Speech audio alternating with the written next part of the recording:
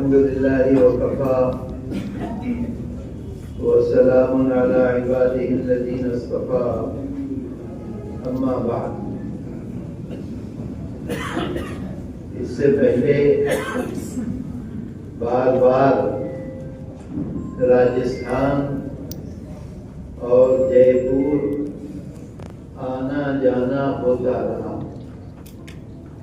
لیکن کل شام اور آج اس وقت پورے صوبے کے ذمہ داران، جماعتی احباب، مدارس کے ذمہ داران، بڑی بڑی مسجدوں کے ائمہ، جمعیت علماء سے تعلق رکھنے والے خصوصی اور عمومی حضرات سے ملاقات کر کے مجھ کو انتہائی مسرت اور خوشی ہے. اللہ تعالی ہمارے آنے کو، ہمارے جمع ہونے کو قبول کر لے. میرے دوستو، جمعیت علماء ہند ایک ایسی جماعت ہے، ایک ایسی تنظیم ہے جس کی بنیاد آپ حضرات ہیں. اگر آپ ہمارے ساتھ ہیں تو ہماری آواز میں طاقت ہے، قوت ہے، اور اگر آپ نہیں ہیں تو کوئی پوچھنے والا نہیں ہے. صدر ہوں، جنرل سیکریٹری ہوں، نائبین صدور ہوں، صوبے کے ہوں یا مرکز کے ہوں، سب کے سب کی طاقت اور قوت آپ ہیں. آج ہندوستان میں جمعیت علماء ہند تنہا وہ جماعت ہے جو اپنے ورکرز کو، اپنے ضلعی ذمہ داروں کو، اپنے صوبائی ذمہ داروں کو، اپنے مقامی ذمہ داروں کو کوئی پیسہ نہیں دیتی.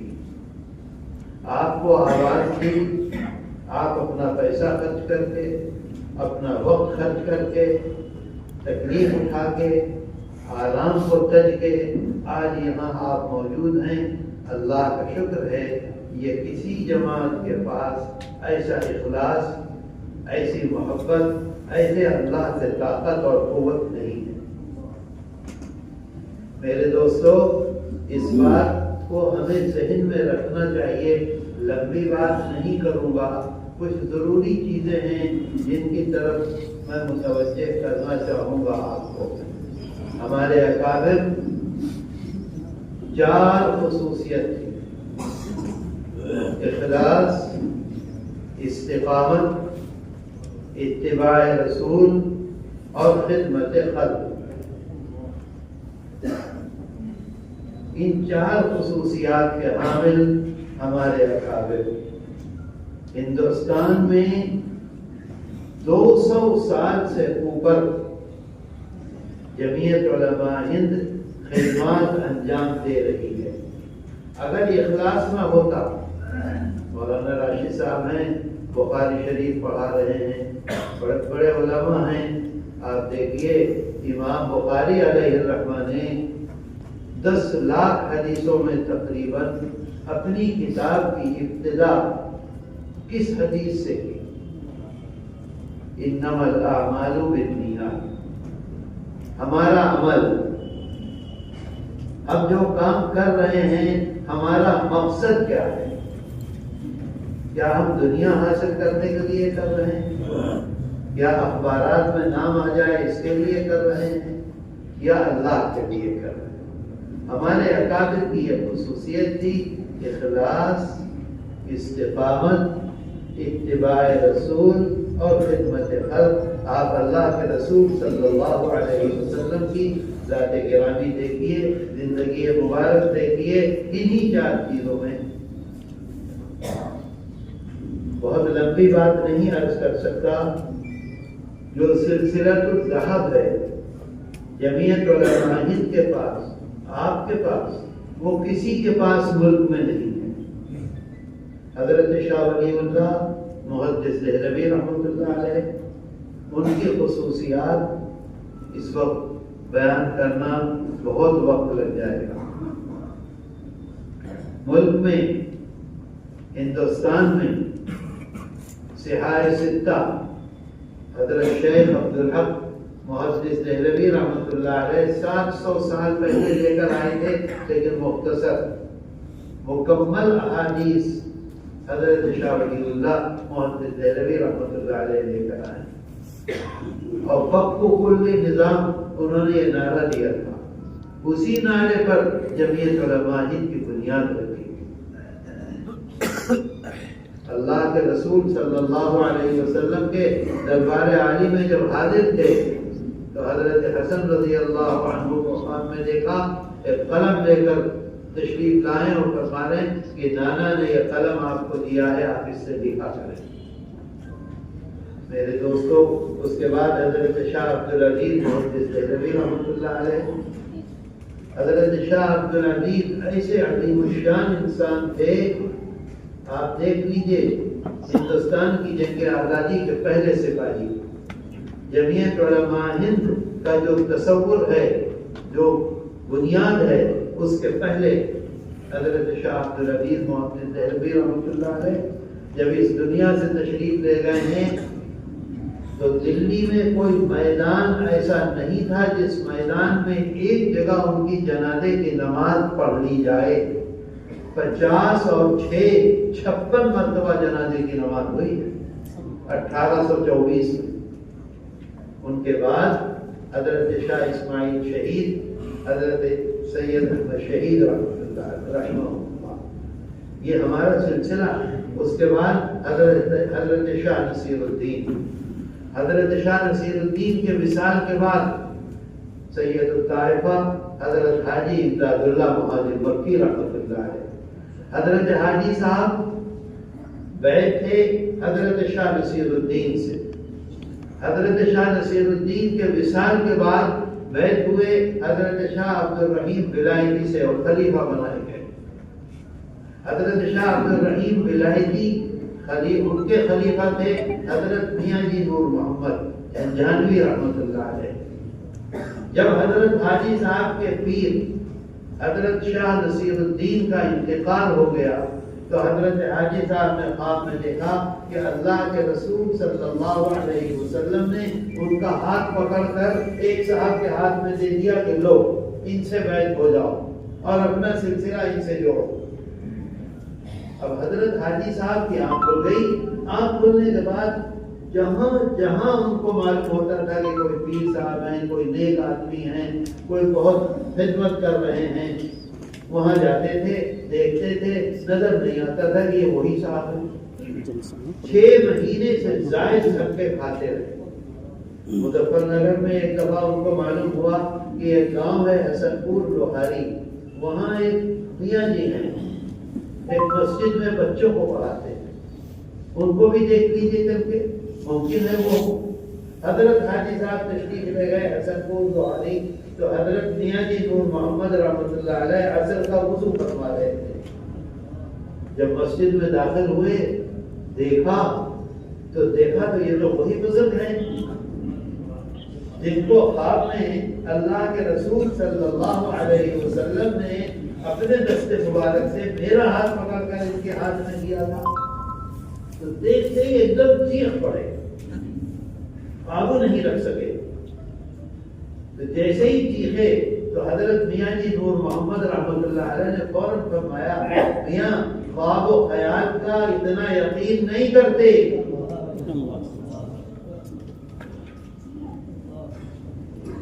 حضرت حاجی صاحب دوڑے اور اپنا سر حضرت میاں جی نور محمد کے پاؤں میں رکھ دیا۔ حضرت حاجی صاحب کے بعد حضرت مولانا محمد قاسم نانوتوی رحمۃ اللہ علیہ، فقیہ العصر حضرت مولانا بشیر احمد گنگوہی رحمۃ اللہ علیہ، اس کے بعد شیخ الہند حضرت مولانا محمود حسن دارالعلوم دیوبند کے صدر مدرس، شیخ الحدیث دارالعلوم دیوبند کے پہلے شاگرد، وہ جمعیت کے، پھر اس کے بعد مفتی اعظم حضرت مفتی کفایت اللہ صاحب رحمۃ اللہ علیہ، اس کے بعد شیخ الاسلام والمسلمین حضرت مولانا سید حسین احمد مدنی نور اللہ مرقدہ، اس کے بعد فخر المحدثین حضرت مولانا سید فخر الدین صاحب رحمۃ اللہ علیہ۔ صاحب بولے کیا بول رہے ہیں؟ موبائل دیکھیے، میری آپ سے بہت ادب سے گزارش ہے کہ اگر موبائل پہ بات کرنی ہے تو مجھے بتلا دیجیے، میں اپنی تقریر روک دوں گا، کیونکہ آپ کا موبائل ضروری ہے۔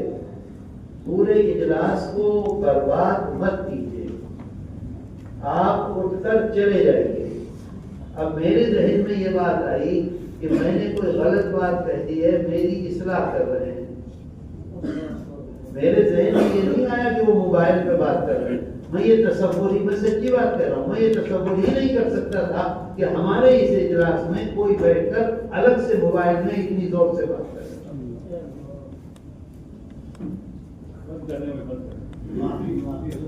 نہیں۔ معافی کا مسئلہ نہیں ہے اصل میں، اب مجھے یاد ہی نہیں رہا میں کیا کہہ رہا۔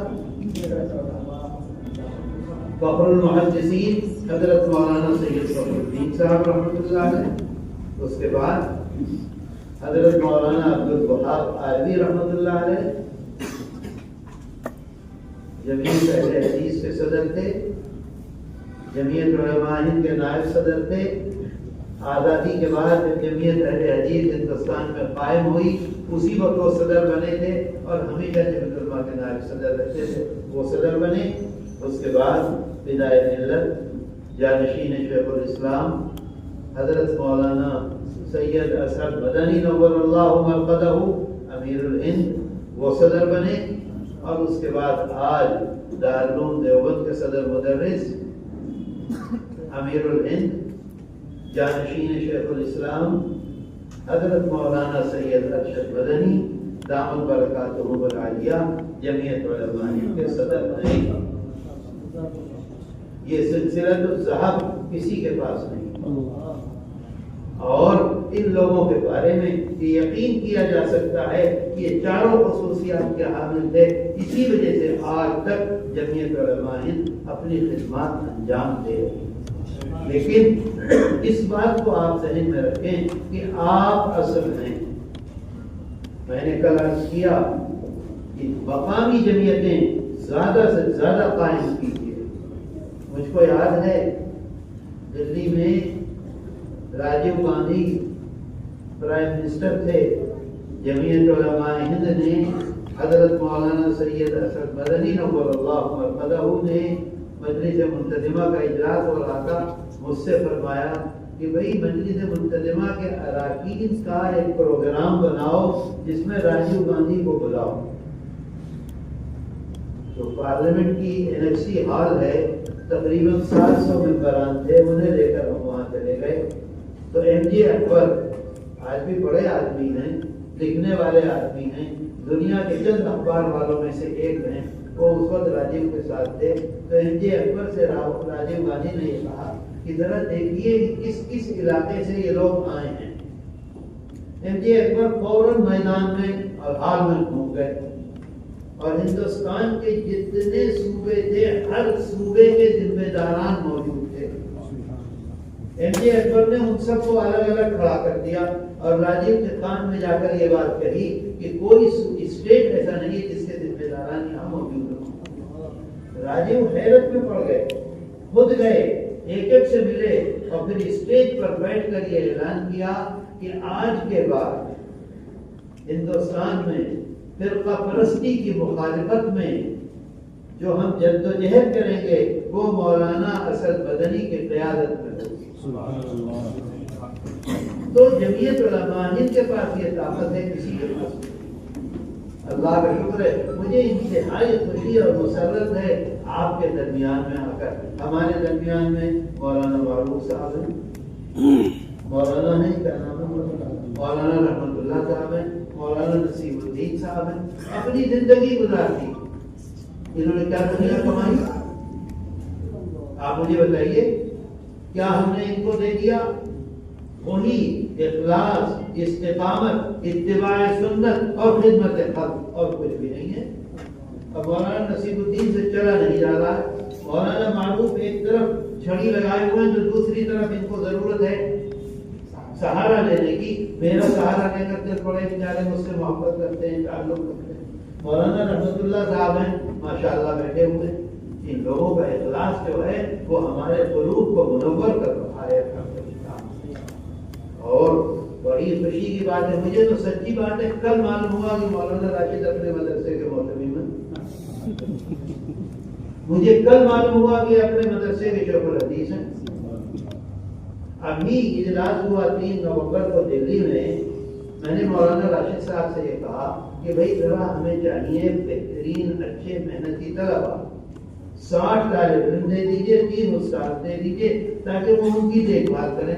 میں نے یہ دیکھا کہ مولانا راشد خود موجود ہے، نہ کہیں اسٹیج پر نظر آئے نہ کسی اہم جگہ نظر آئے، بالکل سب سے بڑے خادم کی طرح تھے۔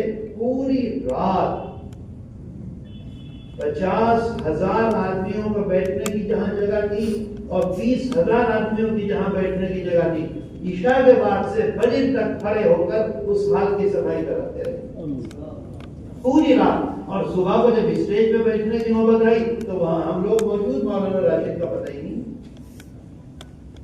مجھ سے دفتر کے ہر آدمی نے کہا کہ مولانا راشد کے جو بچے آئے تھے انہوں نے سب سے زیادہ خدمت کی۔ سبحان اللہ۔ تو اللہ کا یہ احسان ہے، میں ان کے منہ پر نہیں کہنا چاہیے، پتہ نہیں کیوں گڑبڑ ہو جائے، لیکن سچی بات کہتا ہوں کہ اللہ کا یہ شکر ہے، اس کا احسان ہے کہ جب علماء راجستھان کو ایسا صدر مل گیا۔ یہ دعائیں مولانا نصیب الدین کی، یہ دعائیں مولانا معروف کی، یہ دعائیں مولانا، یہ لوگ بھی کھڑے ہو جاتے ہیں کہ صاحب ہم بنیں گے، لیکن اخلاص ہے، کوئی مقصد نہیں ہے، چاہتے ہیں کہ کام آگے بڑھے، دنیا کے لیے نہیں، آخرت میں اس کا بدلہ چاہتے ہیں۔ یہ لوگ ان کو آگے کر دیا۔ میں حقیقت کہہ رہا ہوں، کوئی ایسی بات نہیں ہے، یہ اللہ کا شکر ہے، اس کا احسان ہے۔ اور انہوں نے فوراً آرڈر جاری کیا کہ تم کو آنا ہے۔ میرے 2 پروگرام تھے، اسے کینسل کیے کیونکہ مولانا کے احسانات مجھ پر بہت ہیں۔ آج سے نہیں ہے، 15 سال 20 سال ہو گئے۔ سب سے پہلے میں نے ان سے کہا کہ مجھے جودھ پور جانا ہے۔ کہاں ہے جودھ پور؟ کہنے لگے یہاں سے 500 کلومیٹر جاؤ، میں پہنچ جاؤں گا۔ اور صاحب وہ ایک بہت خراب سی گاڑی تھی ان کے پاس اس وقت، بلیرو، اور اس میں بیٹھ کر وہاں پہنچ گئے۔ وہ وہاں ایئرپورٹ پہ پہنچے، دیکھا کھڑے ہوئے اور 8 دن تک ہمارے پیچھے پیچھے گھومتے رہے۔ میں ان کو جانتا بھی نہیں تھا، صرف یہ جانتا تھا کہ مولانا قاسم کے لڑکے ہیں، اور کچھ بھی نہیں۔ اور وہ دن اور آج کا دن الحمدللہ۔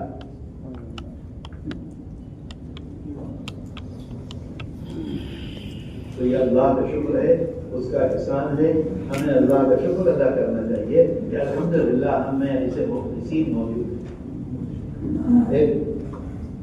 آپ گوگل پہ جائیے تو گوگل پر انسائکلوپیڈیا ہے، انسائکلوپیڈیا پہ آپ کچھ بھی ڈال دیجئے، ساری دنیا اس پر اعتماد کرتی ہے، تو وہ اس کے بارے میں تفصیلات سے آپ کو آگاہ کر دے گا۔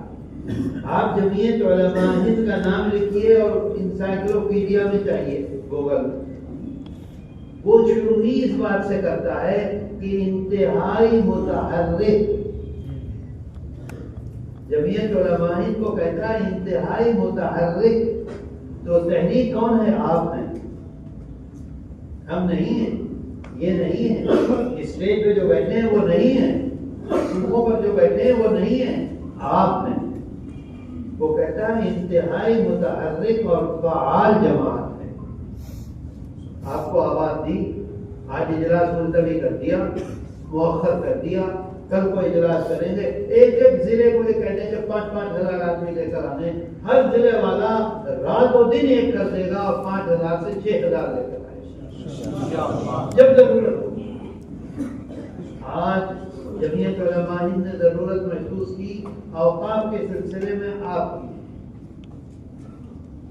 کھڑے ہو گئے آپ۔ اگر آپ کھڑے ہیں تو جمعیت علماء ہند کی آواز میں طاقت ہے، اگر آپ نہیں ہیں تو کوئی طاقت نہیں۔ دلی میں لاکھوں آدمی جمع ہو گیا. پٹنہ میں کبھی بھی ایسا نہیں ہوتا کہ وہاں کا مسلمان باہر نکل آئے. پٹنہ میں صرف 4 دن کی محنت سے بلا مبالغہ کہتا ہوں 1 لاکھ سے زائد آدمی جمع ہو گئے. اور اس کا نتیجہ آپ دیکھ لیجئے. نتیجہ دیکھیے آپ کی طاقت کا نتیجہ. اس سیشن میں وہ بل آنا تھا.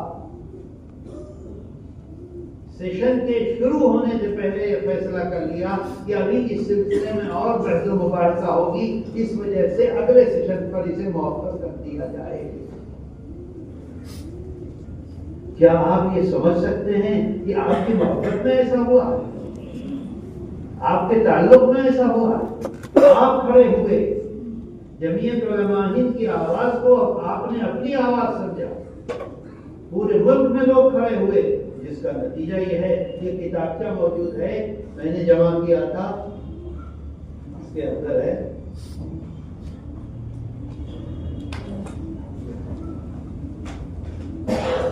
ارے یار اتنی دیر لگے گی نہیں ہے. میں نے لکھا ہے تو آپ کو کیسے ملے گا. یہ کتابچہ ہے 1923 میں مسلم قانون کے نام سے اوقاف کے سلسلے میں قانون بنا. جمعیت علماء ہند اور جمعیت علماء ہند کے اکابر 1923 سے اس سلسلے میں میدان میں ہیں.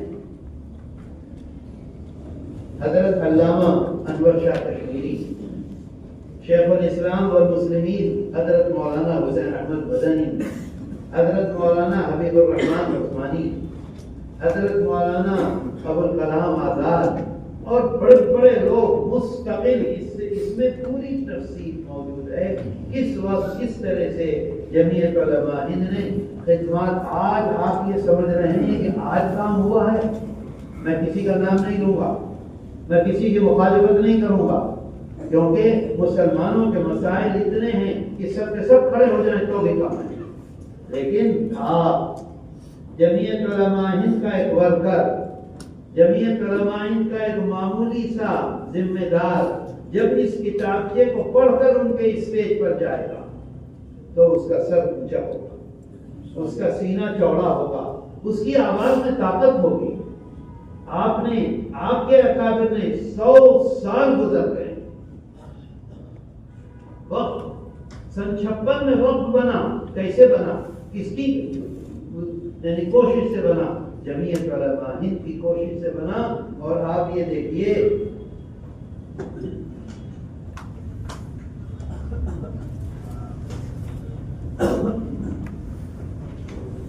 مسلمان ایکٹ کی جگہ باضابطہ وقف ایکٹ سن 1954 پاس ہوا.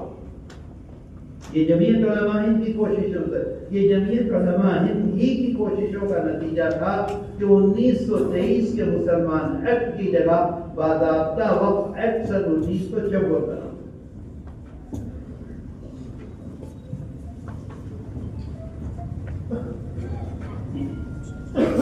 وہ خدیجہ نے کہاں لکھا ہے، ایک بات اور آپ کو سنانا چاہتا تھا. 1954 ایکٹ جو بنا ہے اس کے اندر یہ لکھا ہوا ہے کہ جمعیت علماء ہند یا جمعیت علماء ہند جیسی مسلم تنظیم کا نمائندہ اس میں رہنا ضروری ہے. قانون میں لکھا ہوا. جمعیت علماء ہند کی جدوجہد کا یہ نتیجہ تھا. سوا 6 پر نہیں مل رہا بھائی، کہاں کو ہے پتا نہیں. اچھا باپ، اچھا اسی میں ہے.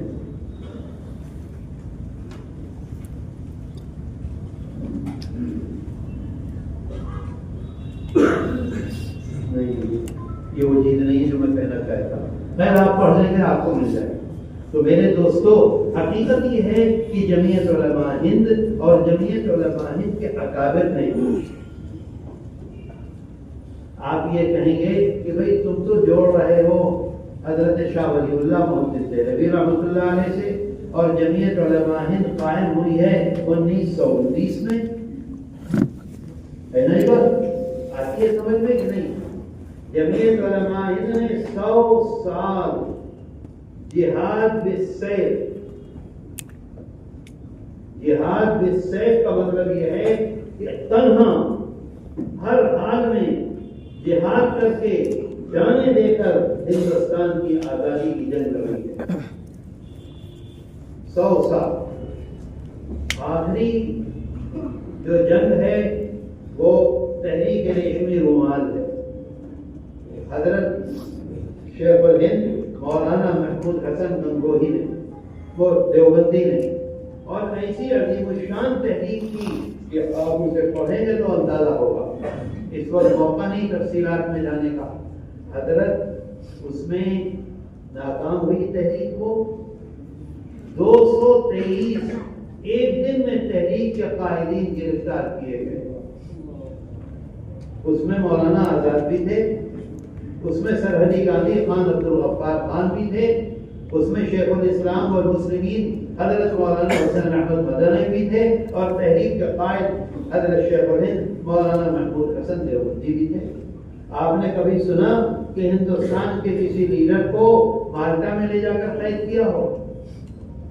مالٹا ایک ٹاپو ہے، چاروں طرف سمندر ہے، یورپ میں ہے، ٹھنڈا سمندر ہے، انتہائی سردی ہوتی ہے، پوری دنیا میں حکومت کرتا تھا انگریز، اور جہاں جہاں خطرناک قسم کے ان کے مخالف ہوتے تھے ان کو لے جا کر مالٹا میں قید کرتا تھا۔ مدینہ منورہ سے ان لوگوں کو گرفتار کیا، اسکندریہ لایا، 2 مہینے تک مصر میں رکھا، اور پھر وہاں سے جہازوں میں بٹھا کر مالٹا میں لے جا کر ڈال دیا۔ انتہائی شدید قسم کی سردی۔ شیخ الاسلام والمسلمین حضرت مدنی نور اللہ مرقدہ لکھتے ہیں کہ 2 کمبل نیچے 2 کمبل اوپر کیمپوں میں رکھ رکھا تھا۔ رات میں 2 بجے کے بعد یہ محسوس ہوتا تھا کہ جسم کے حصے کٹ کر گر جائیں گے۔ جب انگریز نے یہ محسوس کیا، حضرت شیخ الہند رحمۃ اللہ علیہ انتہائی کمزور کہ اب یہ سردی برداشت نہیں کر سکیں گے، کہیں یہی نہ مر جائیں، تو ان کو لا کر بمبئی میں لا کر اور رہا کیا۔ اس کی تفصیلات بھی بہت ہیں، پھر کسی وقت انشاءاللہ جب مولانا بلائیں گے تو آپ کے سامنے پیش کروں گا۔ اس وقت تو جو اس وقت کام ہو رہا ہے اس کی تفصیلات بتانا چاہتا ہوں، تھوڑا سا سن لیجیے 1-2 منٹ کی بات۔ جمعیت علماء ہند کا اجلاس ہو رہا تھا سن 1992 میں بمبئی میں۔ ڈاکٹر بشمبر ناتھ پانڈے تاریخ عالم کے آخری انسان، شیخ الاسلام حضرت مدنی نور اللہ مرقدہ کے ساتھ 2 سال نہیں جیل میں رہے الہ آباد میں۔ اکابر دیوبند، اکابر دارالعلوم، اکابر جمعیت علماء ہند سے پورے طور پر واقف، اور جو وہ کہتے تھے ان کی بات آخر ہوتی تھی۔ اتنے اہم آدمی تھے کہ گاندھی پیس فاؤنڈیشن کے ہمیشہ چیئرمین رہتے تھے، ہمیشہ جب تک زندہ رہے۔ انہوں نے جمعیت علماء ہند کے اجلاس میں تقریر کرتے ہوئے، جمعیت علماء ہند کا اجلاس ہو رہا تھا سن 92 میں، اور اسٹیج کے سامنے جھنڈا رکھا ہوا تھا، وہ لہرا رہا تھا۔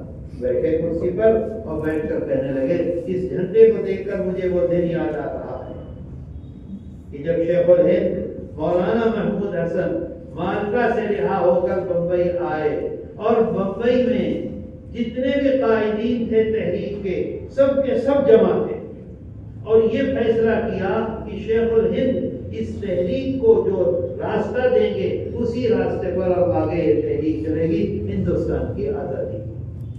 یہ میں نہیں کہہ رہا ہوں، بشمبر ناتھ پانڈے کہہ رہے ہیں۔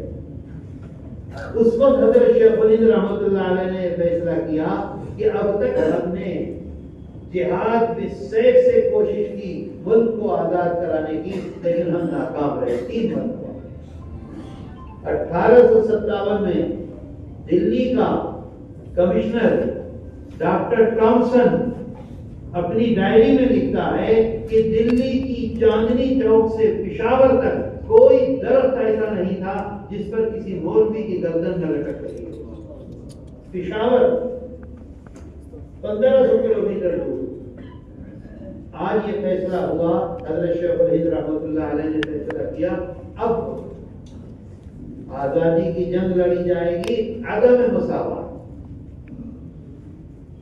اتحاد، اتفاق، ایک ساتھ ایک پلیٹ فارم چاہیے مسلمانوں کا، علماء کا، ائمہ کا، شیوخ الحدیث کا، مدارس کا، اور ایک پلیٹ فارم غیر مسلموں کا۔ ان کا پلیٹ فارم موجود ہے کانگریس، اب ایک پلیٹ فارم اور ہونا چاہیے تو جمعیت علماء ہند کی بنیاد ہے۔ رات مجھ سے پوچھ رہے تھے مولانا راشد صاحب کہ بھئی آپس میں میل ملاپ کے لیے کیا کہ جمعیت علماء ہند کی بنیادی میل ملاپ ہے۔ کام ہو رہا تھا، 100 سال سے زائد سے کام ہو رہا تھا، میدان میں کام کر رہے تھے، ایک پلیٹ فارم کی ضرورت تھی۔ جمعیت علماء ہند کے پلیٹ فارم سے یہ ہوگا، اس سے یہ ہوگا، دونوں نے مل کر کام شروع کیا اور الحمدللہ ملک آزاد ہوا۔ آپ آج دیکھتے ہیں آسام کے مسئلے میں آپ کامیاب ہو رہے ہیں، آپ دیکھتے ہیں مدارس کے مسئلے میں آپ کامیاب ہو رہے ہیں، آپ دیکھتے ہیں ہلدوانی میں ظلم ہو رہا ہے، اس مسئلے میں کامیاب ہو رہے ہیں، آپ دیکھتے ہیں بلڈوزر کے مسئلے میں آپ کامیاب ہو رہے ہیں کہ نہیں سپریم کورٹ جا کے؟ ابھی ایک نیا مقدمہ ہے 4 دسمبر کو، اس کی ابھی تفصیل آپ کو بتلاؤں گا، اس میں بھی ہمیں یقین ہے کہ انشاءاللہ کامیاب ہوں گے۔ کہیے دور سے انشاءاللہ اللہ ہماری مدد کرے گا، ہم کامیاب انشاءاللہ۔ میرے دوستوں، کیسے اس طرح سے مسلمانوں نے تو اپنی خدمات کا صلہ لے لیا، ملک کو 2 حصوں میں تقسیم کر کے، ایک طرف مشرقی پاکستان اور مغربی پاکستان، دوسری طرف تو کون سی طاقت تھی جو دستور میں آپ کو تحفظ آئین کانفرنس ابھی جمعیت نے کی دلی میں، بہار میں، کیوں ہمارے دل میں ہوا؟ کل مولانا نصیر الدین نے قانون بنانے والے آپ ہیں، جمعیت علماء ہند نے کبھی بھی قانون کو اپنے ہاتھ میں لینے کی کوشش نہیں کی۔ بابری مسجد کا مقدمہ اتنا بڑا مقدمہ تاریخ کا، ادھر یہاں تک آتے تھے فائل، ادھر یہاں تک آتے تھے فائل، اتنا بڑا مقدمہ تاریخ میں کوئی نہیں لڑا گیا جو بابری مسجد کا لڑا گیا، لیکن جمعیت علماء ہند کبھی بھی سڑک پر نہیں آئی، قانون کو اپنے ہاتھ میں لینے کی کوشش نہیں کی، کیونکہ جمعیت علماء ہند قانون بنانے والی ہے۔ انتظامیہ نے کہہ دیا نہیں کر سکتے، بہت اچھی بات ہے، نہیں کریں گے۔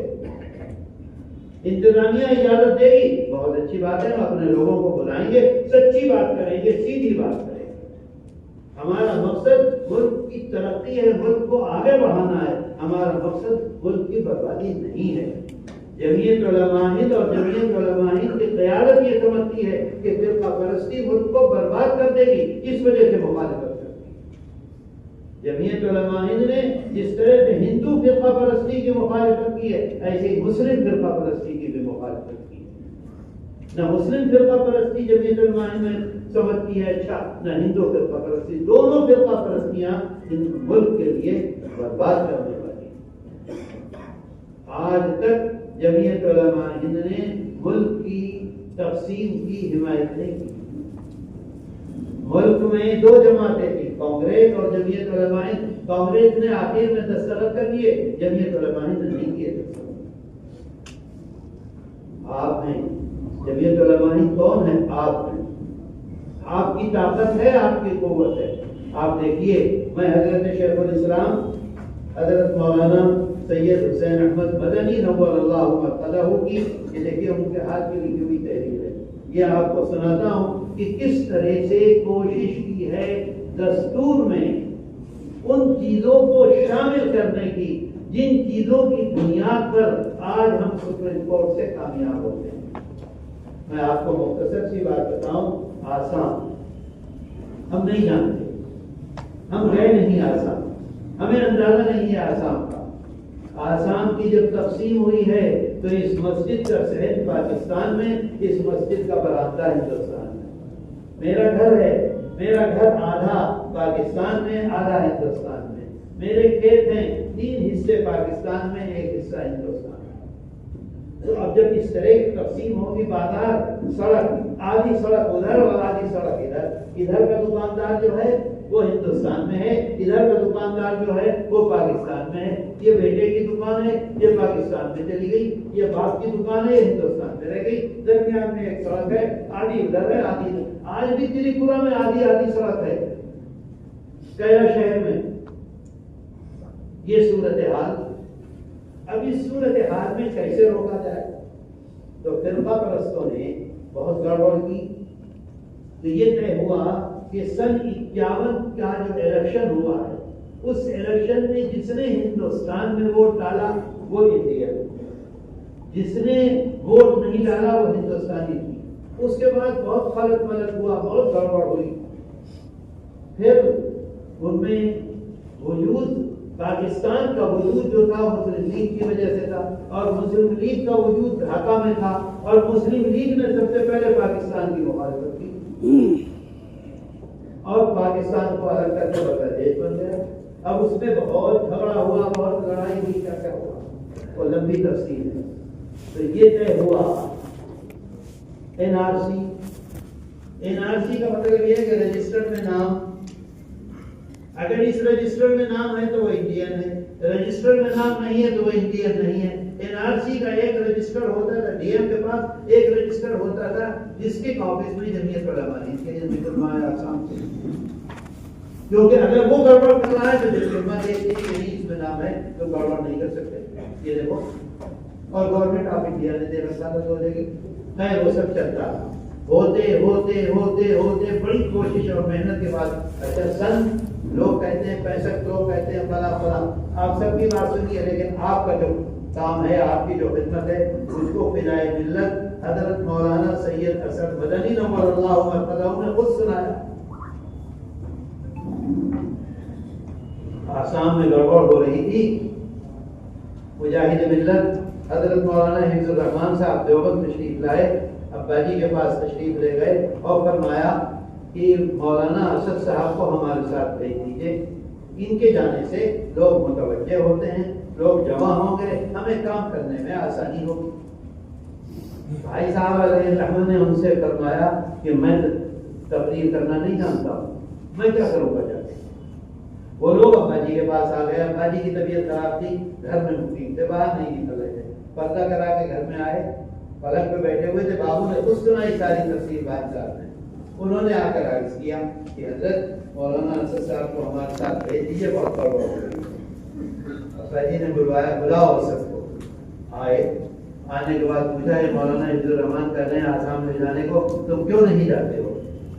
بھائی صاحب نے فرمایا میں تبلیغ کرنا تو جانتا نہیں ہوں، میں کیا کروں گا جا کے؟ فرما رہے تھے، مجھ سے خود سنایا، جیسے ہی میں نے یہ جملہ کہا فوراً ایسے گردن جھکا کر بیٹھے چند لمحے کے لیے، اور چند لمحے کے لیے بیٹھ کر سر اوپر اٹھایا اور فرمایا جاؤ بس۔ اس وقت سے جمعیت علماء ہند آسام میں مسلمانوں کی خدمت میں، ان کی شہریت کے تحفظ میں، آپ ذرا خود سوچئے، میرے پاس کار ہے، موٹر ہے، گھر ہے، ابھی میری شہریت کے سلسلے میں یہ ہو جائے کہ میں ہندوستانی ہوں کہ نہیں، خدا نہ خواستہ اگر آج یہ فیصلہ ہو جائے کہ میں ہندوستانی نہیں ہوں تو میری کار کا مالک کون ہوگا؟ مولانا راشد ہوں گے؟ کون ہوگا؟ گورنمنٹ ہوگی۔ میرے مکان کا مالک کون ہوگا؟ گورنمنٹ ہوگی۔ میرے بزنس کا مالک کون ہوگا؟ گورنمنٹ ہوگی۔ میرے جو بینک میں بینک بیلنس ہے، کھاتا ہے، اس کا مالک کون ہوگا؟ گورنمنٹ ہوگی۔ یہ بات سمجھ میں آ گئی آپ کے؟ اب مسئلہ شروع ہوا کہ بھئی کسی طرح سے کرو، بہت جمعیت نے کوشش کی اور آسام ریکارڈ بنایا، آسام ریکارڈ، آسام قانون 24 مارچ سن 1971 کو جس آدمی نے ووٹ دیا وہ ہندوستانی، یعنی 51 سے 71 تک، 71 میں اگر دے دیا تو پیچھے کا نہیں، وہ ہندوستانی، اس کے بعد کوئی ہندوستانی نہیں۔ فیصلہ ہو گیا، پارلیمنٹ سے قانون پاس ہو گیا، بی جے پی بھی تھی اس میں، کس نے بھی ہاتھ اٹھا دیا۔ اس کے بعد جو فرقہ پرست طاقتیں تھیں انہوں نے گڑبڑ شروع کی اور یہ کہا کہ نہیں، 51 کو بناؤ بنیاد، 71 کو نہیں، 51۔ اچھا اگر 51 بنیاد بن جاتی ہے تو براہ راست تقریباً 45 لاکھ مسلمان متاثر ہوگا۔ اچھا بہت پرانی بات ہے، اب اس کی اولاد ہے، اولاد کی اولاد ہے، تو سب مل کر 2.25 کروڑ انسان،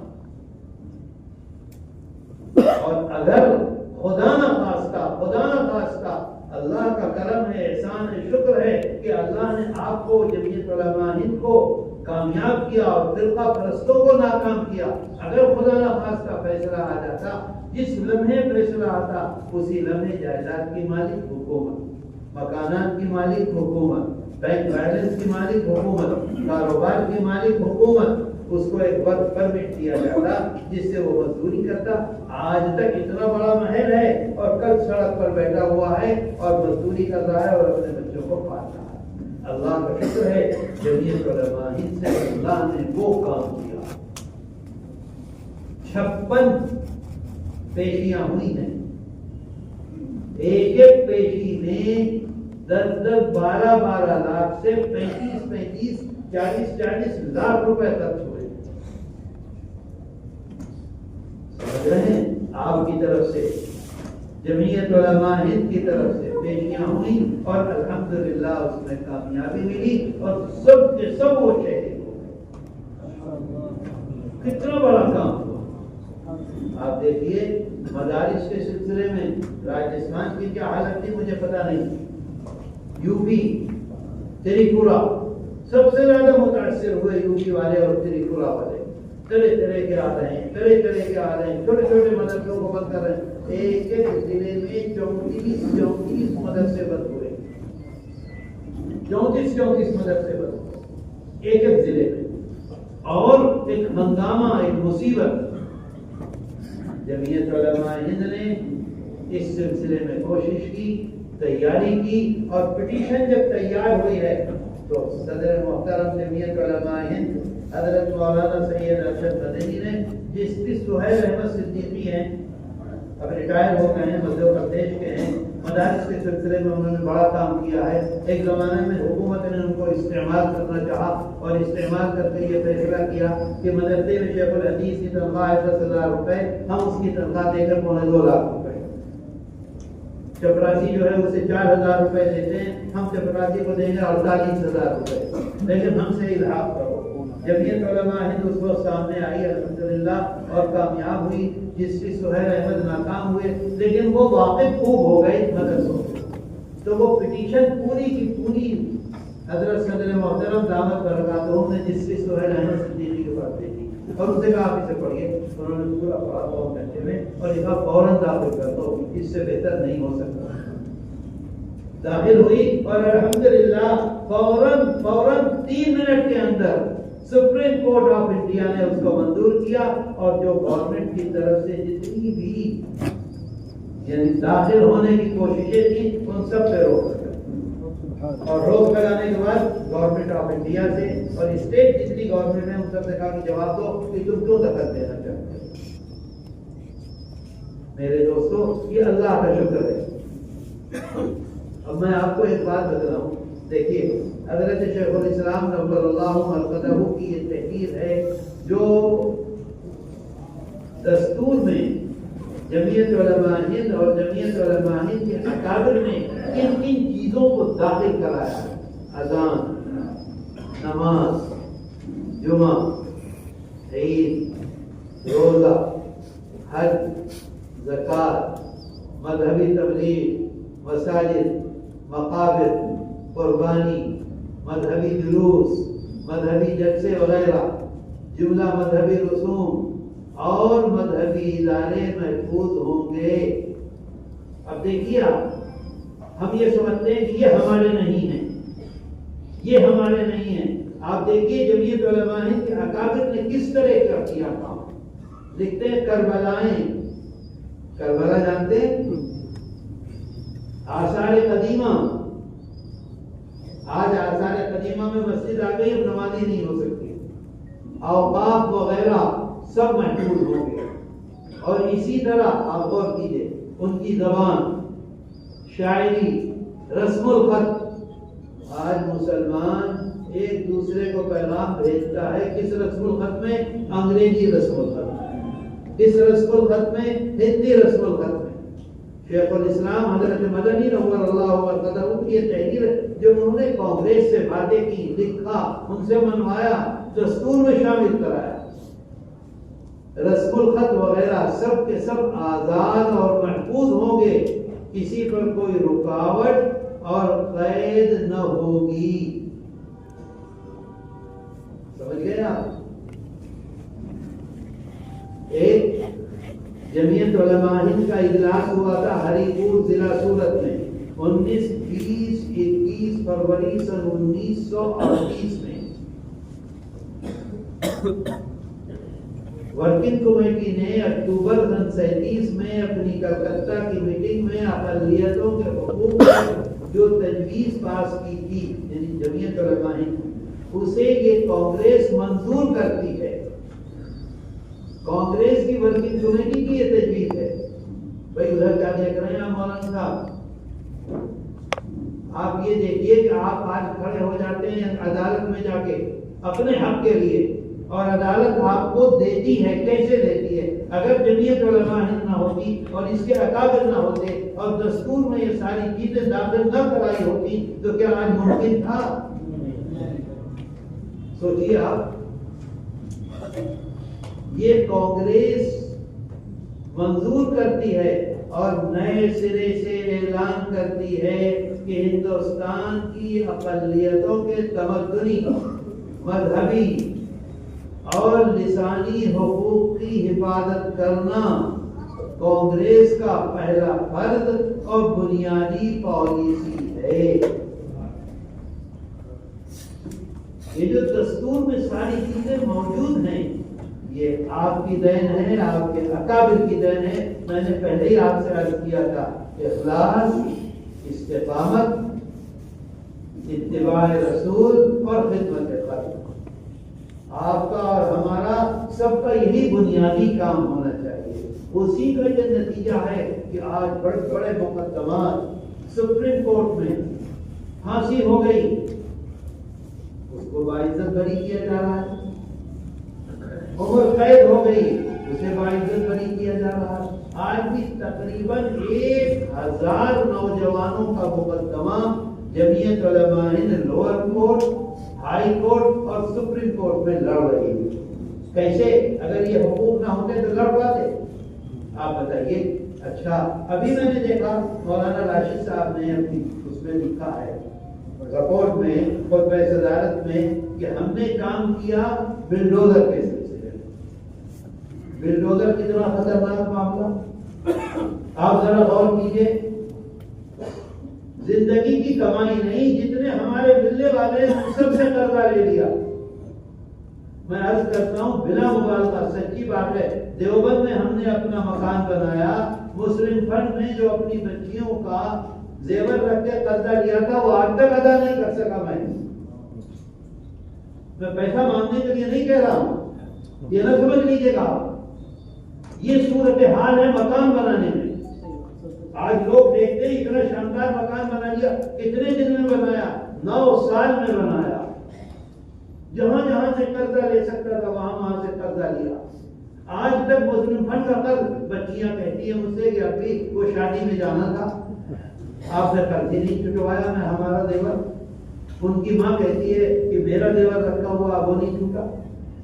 یہ صورتحال ہوتی ہے مکان بنانے میں، اور چند لمحوں میں آ کر مکان کو توڑ کر برباد کر کے چلے جاتے ہیں. کیا دوبارہ ہمت ہوگی اگر خدا نہ خاصہ میرا مکان برباد ہو جائے گا میں مکان بنا لوں؟ مشکل نہیں، ممکن نہیں ہے. ایسی بات آپ کے مریدین بہت بہت شاید پیر صاحب کو دے دیں، نہیں تو نہیں بنا سکتا. کس طرح سے بنائے گا؟ کیسا ظلم! اور اس ظلم کے خلاف آپ سامنے آئے. سب سے پہلے کھرگون میں ہوا، اس کے بعد دلی میں ہوا. آپ کے صدر محترم، میرے نہیں آپ کے صدر محترم حضرت مولانا ارشد مدنی دامت برکاتہم نے گلزار صاحب زندہ تھے، ان سے کہا کہ بھائی دیکھو یہ تو بڑی مصیبت آ گئی ہے، ایک ٹیم بھیج دی پوری کے پوری وکیلوں کی، دیکھ کر آئے اور فیصلہ کیا کہ بالکل صحیح ہے، ہم کو اس سلسلے میں سپریم کورٹ جانا چاہیے۔ وہ پیچھے کی بات نہیں، ایک بات اور آپ پھر یہ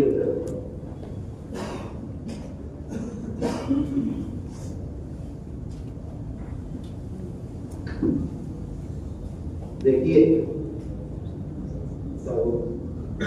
ٹیلی فون مت کرو بھائی یہاں بیٹھ کے، ہاں پھر کیا کہہ رہے ہیں؟ وہ جو میں نے آپ سے ابھی شیخ الاسلام حضرت مدنی نور اللہ مرقدہ کی جو تحریر سنائی ہے، سنی نا آپ نے، اس تحریر کے نتیجے میں دستور میں جو آپ کے پاس حق ہے وہ تھوڑا سا آپ کو سنا تو آپ کو اندازہ ہوگا۔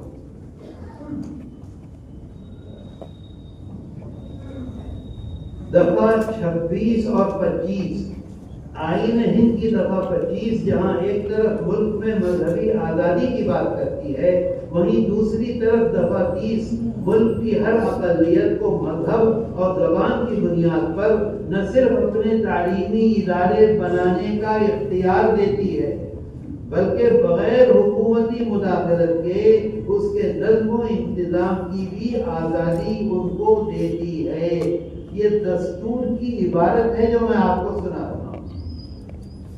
پہلے میں نے وہ سنایا جو حضرت شیخ الاسلام نور اللہ مرقدہ نے بحیثیت جمعیت علماء ہند کے صدر کے اور بحیثیت جمعیت علماء ہند کے ورکنگ کمیٹی کے ممبر نے جو کوشش کی اور اب دستور میں جو آپ کو اختیار ملا ہے وہ بتلا رہا ہوں۔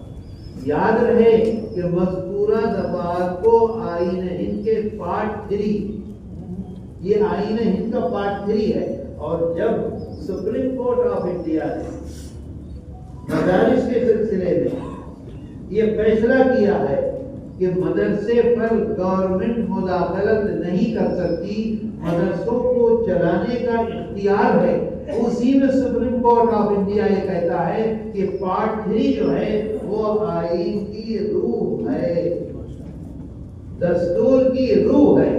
اگر آج میرے جسم سے روح نکل جائے تو یہ کسی کام کا رہے گا؟ سپریم کورٹ نے یہ اس پر تبصرہ کیا کہ یہ تو روح ہے، اگر روح رہے گی تو دستور رہے گا، روح ختم ہو جائے گی تو دستور بن جائے گا۔ میری بات سمجھ گئے آپ؟ اب یہ بات ہو گئی، اصل میں بہت سے کام ہیں، ہم لوگ یہ دیکھتے ہیں اور سنتے ہیں کہ بھئی یہ بھی چلے گئے سپریم کورٹ میں، یہ بھی چلے گئے سپریم کورٹ میں، یہ بھی چلے گئے، یہ بھی چلے گئے، یہ بھی کہہ رہے ہیں کہ ہم بھی گئے، یہ بھی کہہ رہے ہیں ہم بھی گئے، یہ بھی کہہ رہے ہیں ہم بھی گئے۔ آپ کس قوت کے ساتھ گئے یہ دیکھیے، آپ کی کیا بنیاد تھی وہ دیکھیے، اور آپ کی بنیاد پر جو فیصلہ آیا وہ سنیے۔ جمعیت علماء ہند جو گئی ہے اس نے اس غنڈہ گردی کو کرمنل ایکٹ کے انڈر میں لے گئے۔ کرمنل ایکٹ کا کیا مطلب ہے؟ غنڈہ گردی۔ دیکھیے یہ موجود ہے، ڈائری کا نمبر موجود ہے، 162 نمبر موجود ہے، آپ گوگل میں جائیے، سپریم کورٹ میں 162 نمبر ڈالیے اور دیکھیے ساری تفصیل آپ کے سامنے آ جائے گی۔ جمعیت علماء ہند گئی ہے کرمنل ایکٹ میں، اور دوسرے لوگ گئے ہیں سول ایکٹ کے تحت انہوں نے درخواست دی ہے۔ سول ایکٹ کا کیا مطلب ہے؟ توڑ پھوڑ۔ اتنا زمین و آسمان کا فرق ہے فرق کے نہیں، سچ بتلاؤ، سچ بولو، یہ ہے موجود۔ وہ لوگ گئے کرمنل، وہ گئے سول، اور ہم گئے کرمنل۔ ہم سے مراد میں نہیں ہوں، ہم سے مراد ہم سب ہیں، پورے ملک کی جمعیت ہے، قائدین بھی ہیں اور آپ بھی ہیں، اصل آپ ہیں۔ آپ گئے کرمنل ایکٹ میں. اچھا ایک بات. دوسری بات یہ ہے 18 اپریل کو رات میں 12 بجے آن لائن پٹیشن رجسٹرڈ ہوئی اور دوسرے لوگوں کی 20 اپریل کو ہوئی. 2 دن بعد انہوں نے بہت زور سے کہا اچھا کیونکہ اس آواز کا پڑتا تھا. ایک بات. دوسری بات ایک اور عرض کرو. آپ کورٹ میں گئے ہیں تو کورٹ میں جانے کے بعد آپ نے کہا کہ مجھے مولانا راشد نے مارا اور آپ نے کہا کہ فلاں فلاں فلاں فلاں فلاں فلاں فلاں پورے ضلع کے اتنے لوگ ہیں راجستھان میں 50 ضلع ہیں ہر ضلع کے 3 آدمیوں کا نام دے دیا انہوں نے بھی مجھے مارا. تو دونوں میں فرق ہوگا کہ نہیں ہوگا؟ سب سے پوچھ گچھ ہوگی.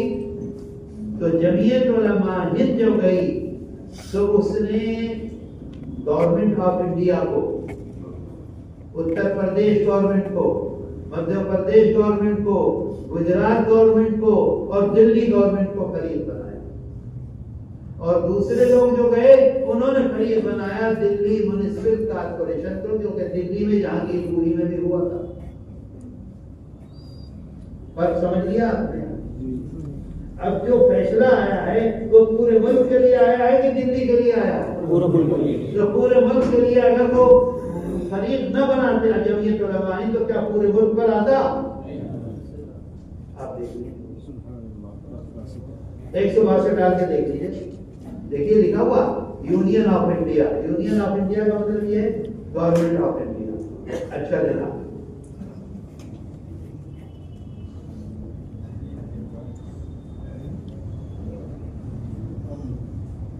جمعیت علماء ہند کی طرف سے ہر تاریخ پر سینئر وکلا پیش ہوتے رہے. کون کون؟ کپل سبل، ڈاکٹر منو سنگھوی. آپ کو یاد ہوگا اچانک الیکشن کے وقت کیجریوال کو سپریم کورٹ نے اجازت دے دی تھی، یاد کہ نہیں؟ بڑا ہنگامہ ہوا تھا. کس نے اجازت دلوائی تھی؟ منو سنگھوی نے. آج اگر نام کسی کا چل رہا ہے تو سپریم کورٹ میں ڈاکٹر منو سنگھوی کا. اور منو سنگھوی ایسے وکیل ہیں کہ کانگریس چاہتی کہ ہماری طرف سے پارلیمنٹ میں چلے جائیں، عام آدمی پارٹی چاہتی کہ ہماری طرف سے چلے جائیں، ممتا بنرجی چاہتی کہ ہماری طرف سے چلے جائیں. ایسا باکمال آدمی. آپ نے دیکھا ہوگا، پڑھا ہوگا اخباروں میں کہ اچانک جھارکھنڈ کے جو چیف منسٹر تھے ان کو اجازت مل گئی، وہ باہر نکل آئے. جیل میں بند کر رکھا تھا ڈاکٹر منو سنگھوی اور کپل سبل. تو بلڈوزر کے سلسلے میں کسی طرح کی کوئی کمزوری نہ رہ جائے. جو بہترین سے بہترین وکیل ہو سکتے تھے وہ جمعیت علماء ہند نے ہائر کیے.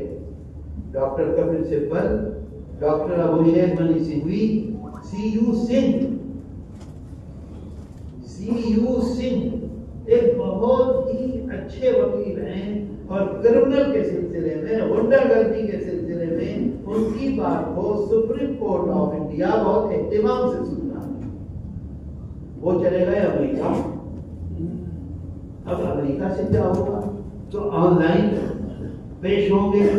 آن لائن آدھی رات تک جاگتے رہتے تھے سی یو سنگھ اور آن لائن پیش ہوتے تھے سپریم کورٹ آف انڈیا میں دن میں.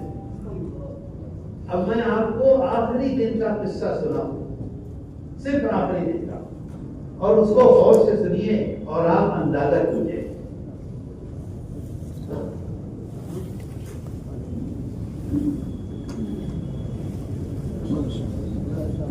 ہاں بھائی رسو کہیے تھے بہت دیر کرتی آنے میں. آ جاؤ. آخری دن بلڈوزر مقدمہ 13 پیشیاں ہوئی. کل کتنی پیشیاں ہوئی؟ 13.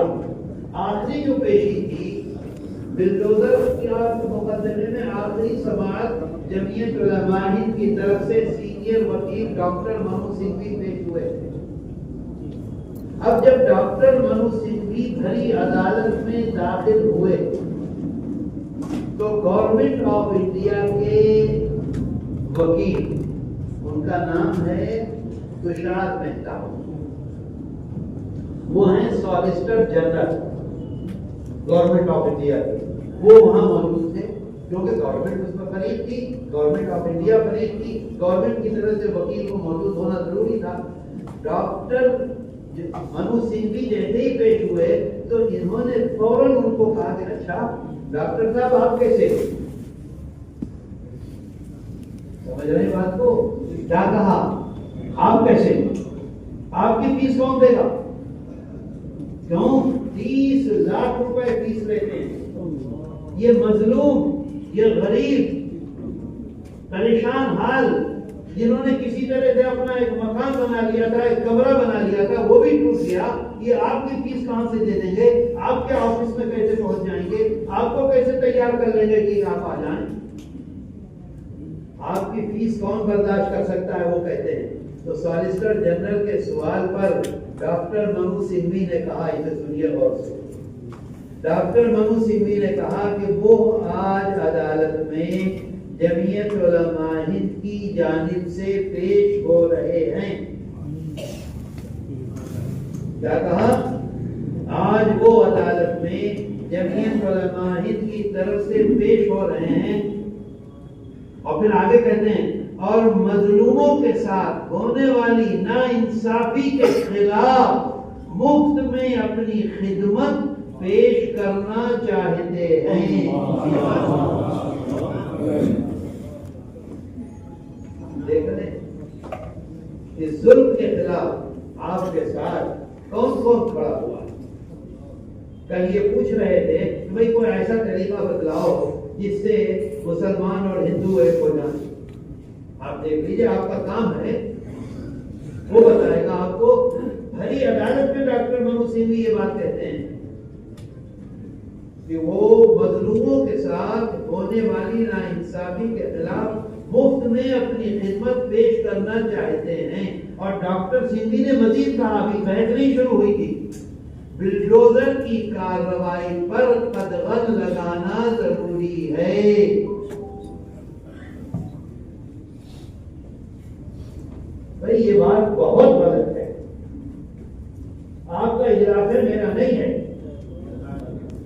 یہ کیا مطلب ہے؟ کون سا ایسا کام آ گیا جو ابھی باتیں کرنی تھی اور مجھے الجھانا تھا؟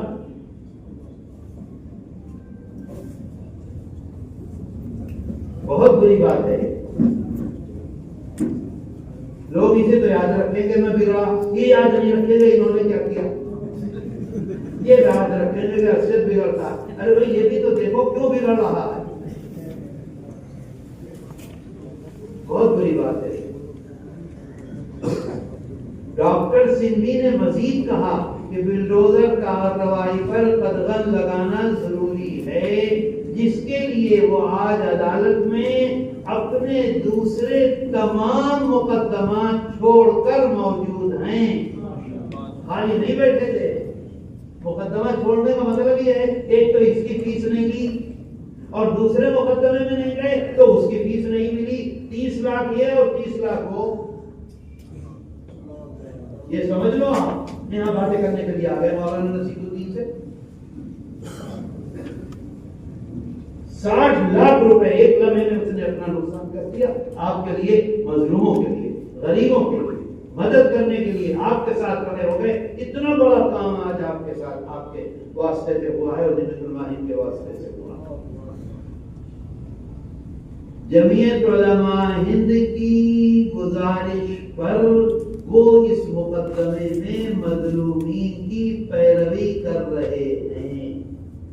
یہ تشار مہتا سالیسٹر جنرل کو انہوں نے جواب دیا تھا۔ اور میرے دوستو آج الحمدللہ پورے ملک میں کوئی آدمی انگلی نہیں لگا سکتا، نہیں تو سفر میں خدا جانے کیا کیا ہو چکا ہوتا اب تک۔ اسے یاد رکھو، گرفتار بھی، گولیاں بھی اور مکانات سے بھی۔ کتنی بڑی کامیابی ہے آپ کی۔ اور ایک بات اور آپ کو سنانا چاہتا ہوں، پھر اپنی بات ختم کروں گا۔ میرا موبائل کام ہے۔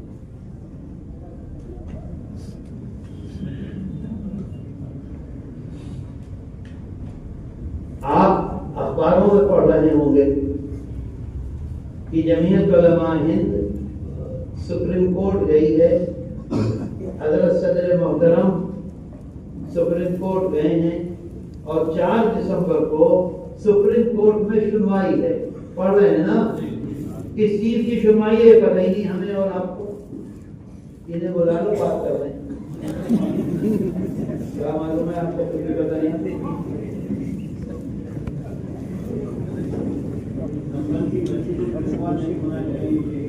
ارے بھائی سن تو لو یار، ذرا چپ رہو۔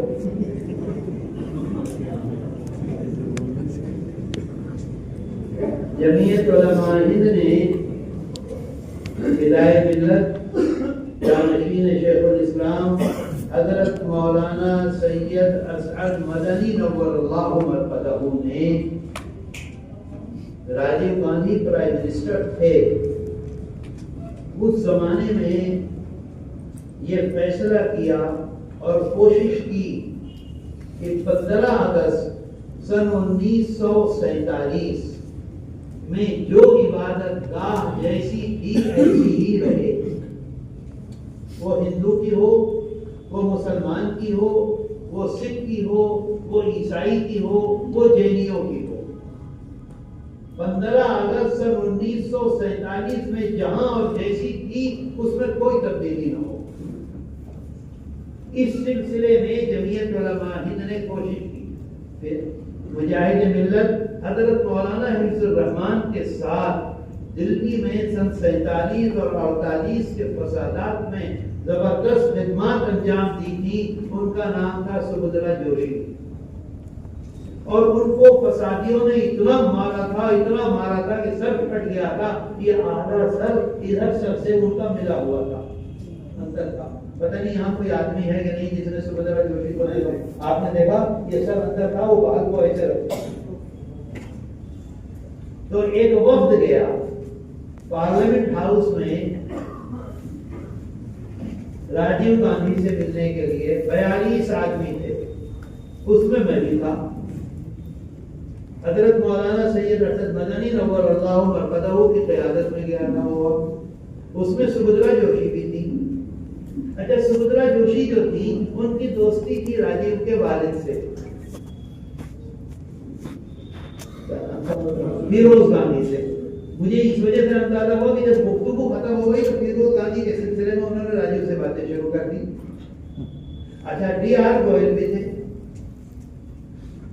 42 میں بہت سے لوگ تھے۔ تو وہاں یہ طے ہوا کہ اگر کانگریس، اچھا اس وقت گورنمنٹ آ گئی تھی وی پی سنگھ کی، الیکشن ہونے والا تھا، تو الیکشن ہونے سے پہلے کانگریس پر دباؤ بنا رہی تھی جمعیت علماء ہند کہ اس سلسلے میں کانگریس وعدہ کر لے، اور اگر کامیاب ہو جاتی ہے تو فوراً وہ بل لے آئے پارلیمنٹ میں اور پارلیمنٹ سے منظور کرا دے۔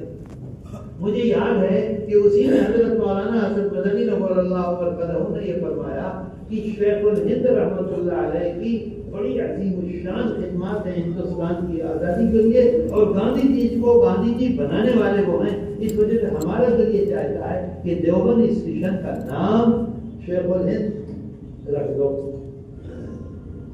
یہ بھی بات آئی تھی، لیکن بات آگے نہیں بڑھی تھی۔ راجیو نے یہ کہا کہ فرض طاقتیں بڑا ہنگامہ کریں گی، ایسا کر دیں گے کہ دیوبند سے آگے مولانا محمود حسن دیوبند کر دیں گے، یہ بات آئی تھی۔ تو اسی میں یہ بات آئی کہ بھئی سن 47 میں جو عبادت گاہ جیسی تھی ایسی باقی رہے، کوئی گڑبڑ نہ ہو، یہ بات طے ہو گئی۔ مجھے ساری بات اس وجہ سے یاد ہے کہ میں بھی بیٹھا ہوا تھا اپنی بے وقوفی میں، جیسے ابھی مولانا نصیر الدین سے بات ہو رہی تھی تو بول پڑا، اس وقت بھی بول پڑا ایک دم کہ جی بابری مسجد کا کیا ہوگا، کیونکہ بات یہ چل رہی تھی کہ ساری عبادت گاہ ہیں، تو بابری مسجد کا کیا ہوگا؟ تو اس پر راجیو ہنستے ہوئے کہنے لگے مجھ سے کہ بابری مسجد کے لیے ہم الگ قانون لائیں گے۔ تو بابو نے مجھے ڈپٹا کہ چپ رہو، تو چپ ہو گیا۔ مختصر یہ کہ راجیو کا تو مرڈر ہو گیا، نرسمہا راؤ وزیر اعظم بن گئے، تو سن 1991 میں کانگریس پارلیمنٹ میں وہ بل لے آئی اور پارلیمنٹ میں قانون بنا دیا کہ 15 اگست سن 1947 کو جو عبادت گاہ جیسی تھی ایسی ہی رہے گی، اس سلسلے میں کوئی مداخلت نہیں ہوگی۔ بات آ گئی سمجھ میں آپ کے؟ پوری بات سمجھ گئے؟ اب آگے بھی سنیے.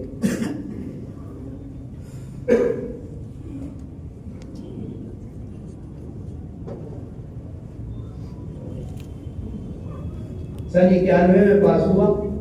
کانگریس کی گورنمنٹ کرتی رہی, کچھ نہیں ہوا کسی جگہ. نہ سنبھل کا مسئلہ اٹھا, نہ گیان واپی کا مسئلہ اٹھا, نہ یہ جو شریکشن ہے مسئلہ کا کوئی مسئلہ نہیں. اس کے بعد 2020 میں اشونی کمار اپادھیائے, ڈاکٹر سبرامنیم سوامی اور سادھوؤں کی تنظیم نے علیحدہ 3 petition supreme court of India میں داخل کر کے عبادت گاہوں کے تحفظ کے قانون سن 1991 کو ختم کرنے کی درخواست کی. آپ کی قیادت ہر چیز پر الحمدللہ نظر رکھے ہوئے ہے. ہمارا کام یہ ہے کہ جب آواز ہو کھڑے ہو جائیں, کھڑے ہو جائیں. اب سنیے آگے. جمعیت علماء ہند نے, انہوں نے 3 پٹیشن دائر کی. جمعیت علماء ہند نے یہ کہا کہ اس پٹیشن میں یہ ہمارے سے متعلق ہے, مسلمانوں سے تعلق ہے, اس وجہ سے ہماری بات سنے بغیر عدالت اس سلسلے میں کوئی فیصلہ نہ دے. سمجھے بات کو؟ جمعیت علماء ہند نے مداخلت کی تاکہ مسلمانوں کے موقف کو عدالت کے سامنے رکھا جا سکے. اچھا, آپ نے سنا ہوگا جمعیت علماء ہند کی طرف سے جو وکیل پیش ہوتے تھے بابری مسجد کے سلسلے میں, ان کا نام ہے راجیو دھون. بہت مضبوط وکیل تھے. انہی کے ہاتھ پاؤں پکڑے جمعیت نے اور ان سے کہا کہ جی آپ اس میں پیش ہو جائیے جمعیت کی طرف. راجیو دھون پہلی سماعت پر جمعیت علماء ہند کی جانب سے سینئر ایڈوکیٹ. اچھا, راجیو دھون کی یہ خوبی ہے کہ اس طرح کے کاموں کے وہ پیسے نہیں لیتے.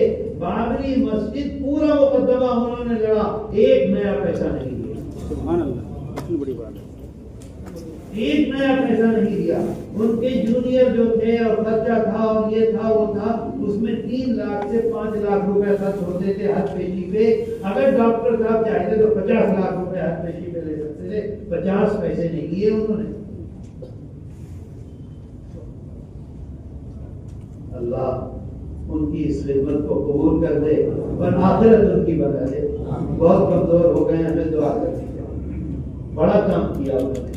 آج بابری مسجد کا فیصلہ آیا ہے, لیکن فیصلے میں یہ ہے کہ حقیقتاً یہ مسجد ہے. فیصلہ یہ نہیں ہے کہ مسجد نہیں ہے. فیصلہ یہ نہیں ہے کہ یہاں مندر تھا اسے توڑ کر مسجد بنائی گئی. یہ جمعیت علماء ہند کی کوشش اور راجیو دھون کا بول ہے. آج مجبور ہوئے ہیں یہ کہنے پر کہ مسجد تھی لیکن ہم یہ فیصلہ کرتے ہیں. تو خیر وہ الگ بات ہے. 2022 میں یہ ہو گئی بات. 2022 میں جمعیت علماء ہند نے سن 1991 کے قانون کے مؤثر نفاذ کے لیے سپریم کورٹ میں پٹیشن داخل کی. ایک تو مداخلت کار ہے. مداخلت کار کا مطلب یہ ہے کہ مولانا راشد نے ایک مقدمہ دائر کر دیا. ہم نے جا کر یہ کہہ دیا کہ بھئی ہماری بات بھی سن لو. اب عدالت چاہے تو ہماری بات سنے, چاہے تو فیصلہ نکلو باہر. ان کا مقدمہ تھا, ہم نے ان کی بات پر یہ فیصلہ دے دیا. یہ مداخلت کار ہے. تو جمعیت علماء ہند کو یہ خطرہ ہوا کہ ہم مداخلت کار بنے ہیں. اگر کوئی دباؤ ہوا اور خدا نہ خواستہ ہماری بات نہ سنی گئی تو ایک نیا مقدمہ جمعیت علماء ہند نے دائر کر دیا.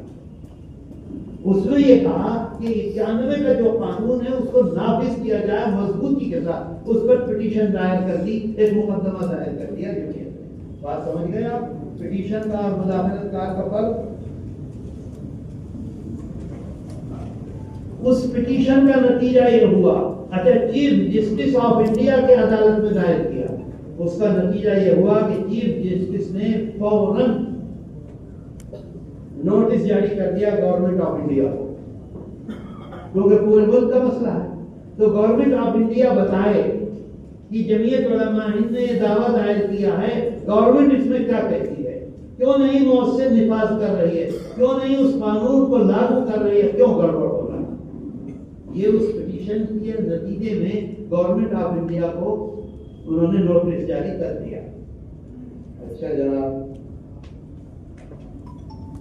2022 میں سپریم چیف جسٹس چندرچوڑ نے مرکزی حکومت کو لگاتار موقع دیا کہ وہ اپنا جواب داخل کرے، بار بار داخل کرے، لیکن گورنمنٹ آف انڈیا نے اس سلسلے میں جواب نہیں دیا.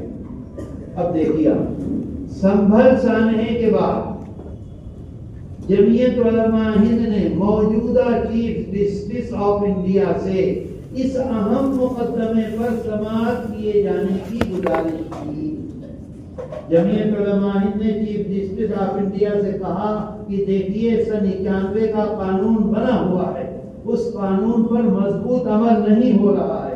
اسی کے نتیجے میں چھوٹی چھوٹی عدالتیں اس مسئلے کو سنتی ہیں اور اس میں فیصلہ دیتی ہیں. اس فیصلے کی وجہ سے پورے ملک کی فضا خراب ہو رہی ہے، ساری دنیا میں ہمارا ملک بدنام ہو رہا ہے. اس لیے آپ اس مسئلے کو سن لیں. سمجھ گئے بات سمجھے کہ نہیں؟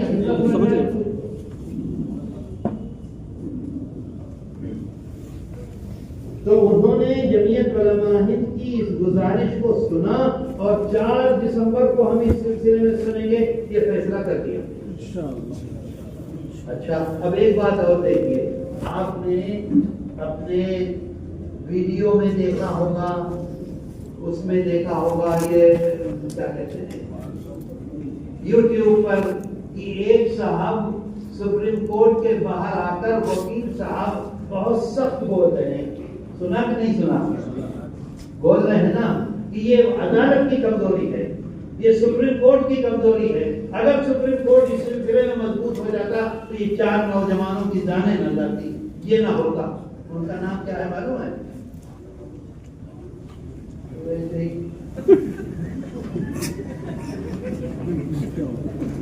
ان کا نام ہے راجیو رام چندرن. کیا نام ہے؟ راجیو رام چندرن سینئر ایڈوکیٹ ہیں. جمعیت علماء ہند نے اس مقدمے میں اپنا وکیل انہی کو بنایا. راجیو رام چندرن کو وکیل بنا لیا، وہی ہماری طرف سے پیش ہوں گے، آپ کی طرف سے پیش ہوں گے. جمعیت علماء ہند کی پانی وانی کچھ نہیں، ابھی رک جاؤ، رکھ لو اسے، بات ختم ہو رہی ہے. یہ پیش ہوں گے. اور دوسری ایک محترمہ ہے، اس اگر زبردست بحث کرتی ہیں کہ اچھے اچھوں کا معاملہ گڑبڑ ہو جاتا ہے. ان کا نام ہے ورندا گروور، وہ بھی سینئر ایڈوکیٹ ہیں. پیچھے ہٹتے ہی جج جو ہے وہ گھبرا کے کہتا ہے چلو تم جو چاہتی ہو وہ کر لو، میری جان چھوڑو. تو 2 سینئر ایڈوکیٹ کرتے ہیں 4 دسمبر کے لیے، راجیو رام چندرن اور ورندا گروور. اچھا جناب، ہندو فریق کا کہنا ہے وہ کیوں اس 91 کے فیصلے کی مخالفت کر رہا ہے. وہ یہ کہتا ہے کہ اس قانون کی وجہ سے 2000 مذہبی مقامات پر ہم اپنا دعویٰ نہیں پیش کر پا رہے ہیں.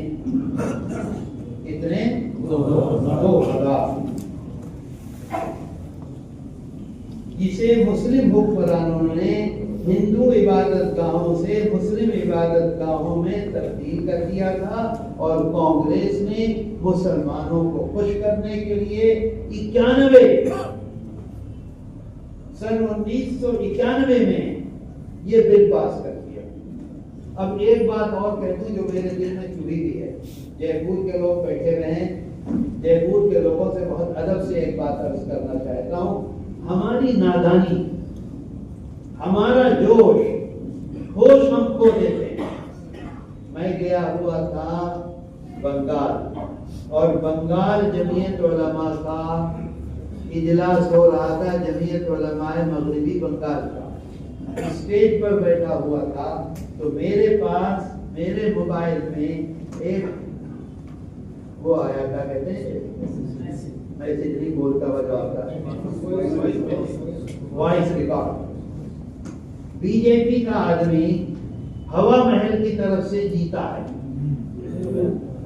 پگڑ باندھے ہوئے ہے، جس دن وہ جیتا ہے اس دن شام کو مقامی تھانے کے ذمہ دار کو یہ ٹیلی فون کر رہا، وہ ٹیلی فون میں نے خود سنا، وہ مجھے اس میں ہے، وہ مجھے کہنا نہیں چاہیے لیکن میرا دل میں بہت تکلیف ہے اس دل سے، اور ہم لوگوں کو آئندہ سوچنا چاہیے اور سوچ کر قدم اٹھانا چاہیے، سب کو اس وجہ سے عرض کر رہا ہوں، اور کوئی مقصد نہیں ہے، دل آزاری نہیں ہے۔ وہ یہ کہتا ہے مقامی تھانے دار کے ذمہ دار سے کہ جتنے ٹھیلے لگے ہوئے ہیں نان ویج کے، اس میں جس کے پاس لائسنس نہیں ہے آج کے بعد وہ ٹھیلا نہ لگے۔ اب میں نے پوچھا کیا ہوا بھائی، کیوں ہو گیا؟ تو معلوم یہ ہوا، میں نام نہیں لوں گا، کہ ایک صاحب نے اپنا نمائندہ کھڑا کر دیا، 7,000 ووٹ اس نے لے لیے مسلمانوں کے، 3,500 ووٹ سے کانگریس کا آدمی ہار گیا اور بی جے پی کا آدمی جیت گیا، جس کا یہ نہیں کیا۔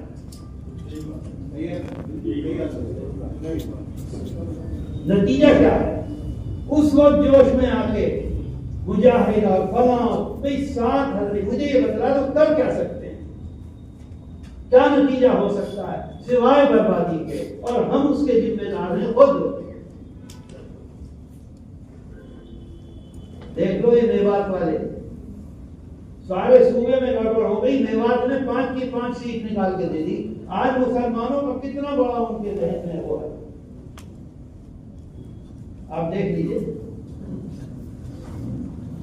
وہاں دیکھیے جھارکھنڈ میں اتنی بکواس کی، وہ آسام کے چیف منسٹر نے کسی نے ایک ووٹ ادھر سے ادھر نہیں ہونے دیا، سارے اس کو 7,000 ووٹ دیے، کیا نتیجہ ہوا آپ دیکھ لو کیا ہوگا۔ آج وہ لوگ یہ کہہ رہے ہیں کہ کانگریس نے سن 1991 میں یہ قانون جو بنایا تھا غیر آئینی ہے، صرف مسلمانوں کو خوش کرنا۔